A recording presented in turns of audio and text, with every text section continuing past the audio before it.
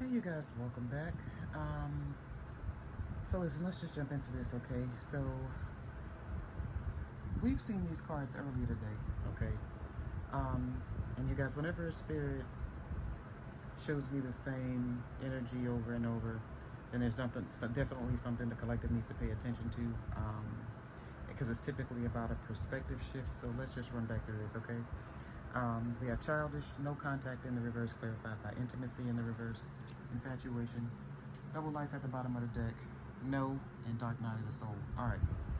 So when I first looked at this spread, I got one message and then I looked at it again and I see another one. Okay.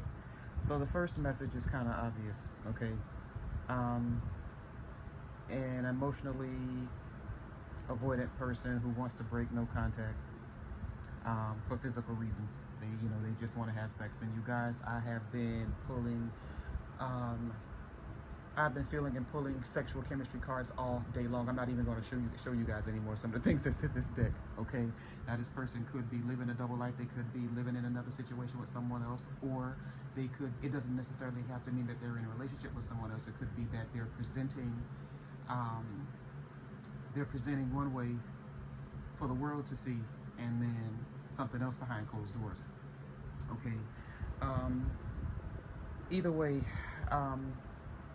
I think that, and then the second perspective is, it feels like also to me, this is just an emotionally, not necessarily emotionally avoidant, but emotionally underdeveloped person who wants to break no contact, but they don't know how to build intimacy, okay? But they definitely do want you, okay? I think it's possible that they feel like if they do break no contact and present you with, some type of encounter, whatever the case, they already anticipate you saying no, okay? Which brings us back up here to childish, a fear of vulnerability and a fear of rejection, okay? Collective, here's the thing. When you have gotten used to basically only doing things one way or doing things the exact same way over and over again, eventually you're going to get a no, okay? And sometimes that no is what throws you into the dark night of the soul, okay? Healing, reassessing your life decisions and choices and things like that, okay? And good luck, because everybody doesn't make it out of the dark night of the soul.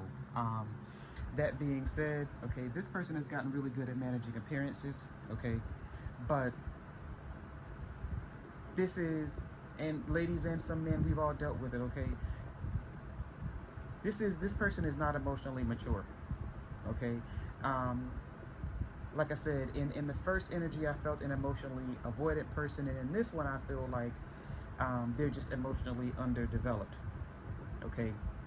And so, with that being said, when you don't have the emotional tools, okay, to build a solid foundation to function in a normal relationship, because I say it all the time, you guys, sooner or later we all got to come out of the bedroom, okay? And when you don't have the emotional tools, okay, then typically the default is sexual chemistry, okay? Possessiveness, chasing, disappearing, that sort of thing, okay? And the issue is, when you're trying to build something solid, what happens when there's an argument about the kids? When there's a stalemate about vacation?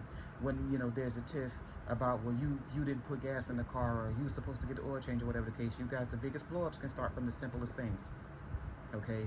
And or when, money is tight and the bills ain't paid, or whatever the case. I don't know about you guys, okay, but I feel a hell of a lot sexier when I go to flip them light switches and the damn lights come on, okay? Or I go to press the click on the remote and my shit comes on, the TV comes on, or whatever the case,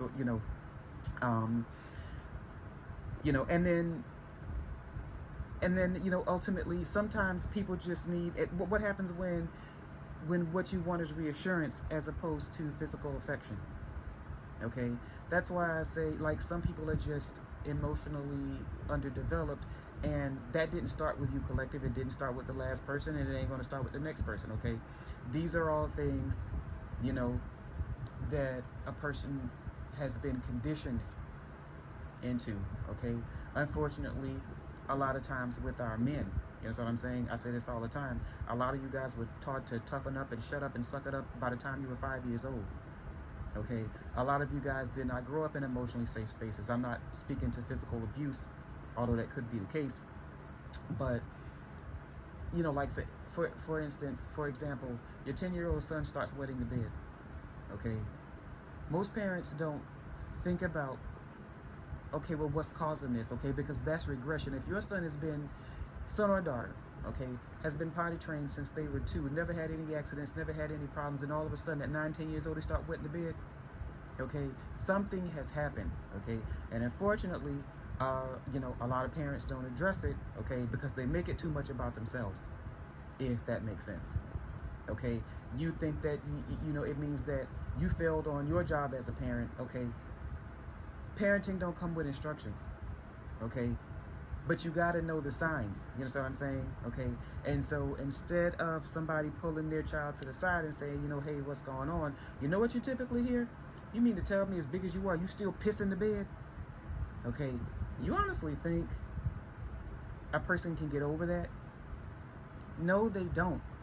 Okay, it starts at childhood, and then it shows up later on in these relationships. Okay, there's been this long discussion about emotionally avoidant men.